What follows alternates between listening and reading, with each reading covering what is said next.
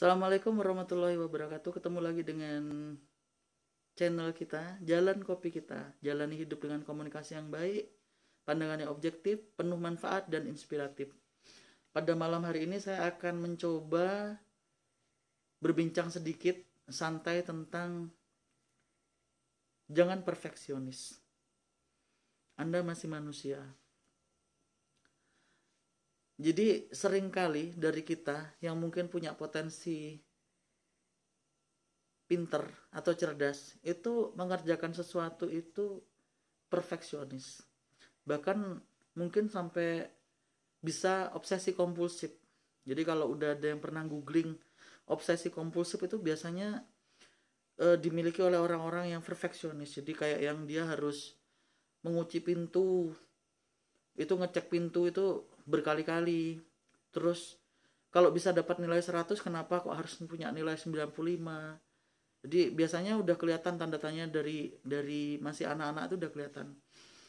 Kalau Anda mungkin punya anak yang dapat nilai 95 udah nangis-nangis itu karena kepengen nilainya 100, itu ciri-ciri pastinya orang yang nantinya akan perfeksionis.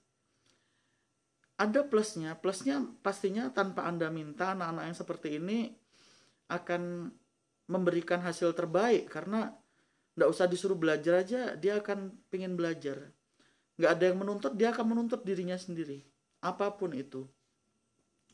Tetapi minusnya suatu waktu, namanya masih manusia ya dan hidup di dunia, pasti suatu waktu itu akan ketemu dengan pelajaran atau permasalahan atau ujian hidup yang tidak mampu untuk diselesaikan oleh si perfeksionis itu tadi.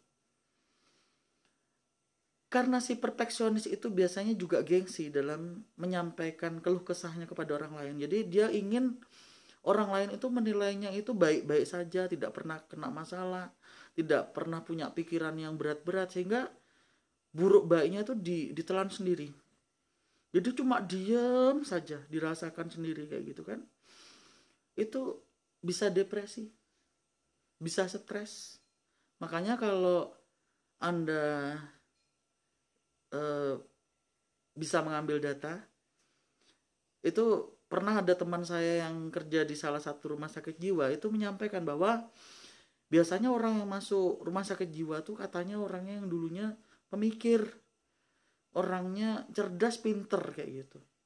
Ya saya nggak tahu ya, saya nggak punya keilmuan di masalah ini, jadi saya juga nggak berani menyatakan itu. Cuma saya pernah dengar seperti itu kayak gitu. Tapi setelah saya dewasa, saya berpikir-pikir ya bener juga kali. Karena ternyata kalau orang capek badan itu tidur itu sudah bangunnya udah enak. Tapi kalau orang capek pikiran itu walaupun udah tidur sehari semalam juga bangun-bangun tetap capek badannya karena otaknya tidak pernah berhenti kayak gitu. Masih kepikiran terus kan seperti itu. Lain dengan orang yang mohon maaf lahir batin tidak terlalu pinter, bahkan mungkin bisa dikatakan bodoh kayak gitu. Orang bodoh itu sering banget dicaci maki dengan hasil pekerjaannya yang tidak baik, tidak bisa menyelesaikan pekerjaan, tetapi ada plusnya. Tapi ini bukan berarti saya edukasi biar Anda jadi bodoh ya, tidak. Maksud saya di sini semua itu ada kekurangan dan kelebihannya masing-masing. Jadi di saat merasa pinter ya jangan merasa kepinteran terus sombong. Terus kalau memang merasa memang kurang cerdas atau mungkin orang sering ngatain bodoh, itu juga jangan kecil hati karena tidak ada kok orang yang pintar atau bodoh itu. Adanya orang yang bisa menyikapi keadaan atau tidak.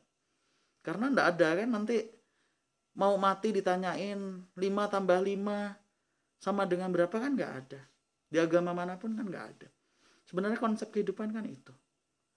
Bisa ndak Anda jadi orang baik? Nah, seperti itu. Jadi saya sambung kembali, orang yang kurang pinter itu tadi, orang bodoh itu, karena dia tidak perfeksionis, kalau kena masalah ya dia cuma mikir masalahnya apa, ya dia selesaikan semampunya. Setelah itu dia ndak bisa mikir panjang-panjang yang gimana-gimana karena memang keterbatasan pemikirannya. Makanya jarang kan ada orang yang kurang pinter atau bodoh itu dia stres, depresi, muluk-muluk pemikirannya kan jarang. Karena dia lebih nerimo kayak gitu. Dan dia tidak gengsi karena udah terbiasa dicap bodoh tadi itu. Dia nanya itu nggak gengsi, atau dia curhat itu nggak gengsi.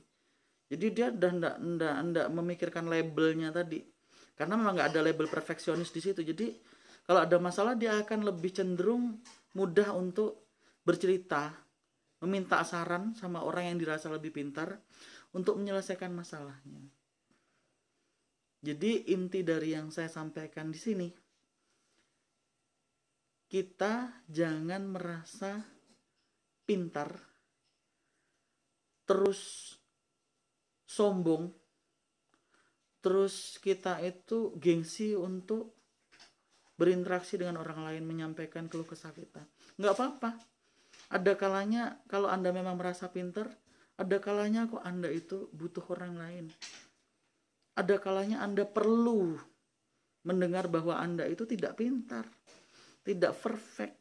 Toh yang buat Anda pintar atau perfect itu cuma izin dari Allah, izin dari Yang Maha Kuasa. Bukan karena Anda itu pintar kok sebenarnya. Dan untuk Anda yang mohon maaf seringkali dicap bodoh, dicap tidak becus macam-macam, nggak usah kecil hati. Anda itu manusia juga.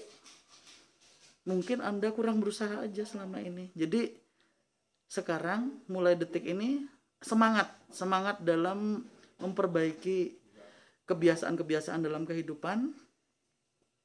Tetap berpikir yang baik dan berbuat baiklah dengan sesama manusia di lingkungan Anda. Oke, saya akhiri.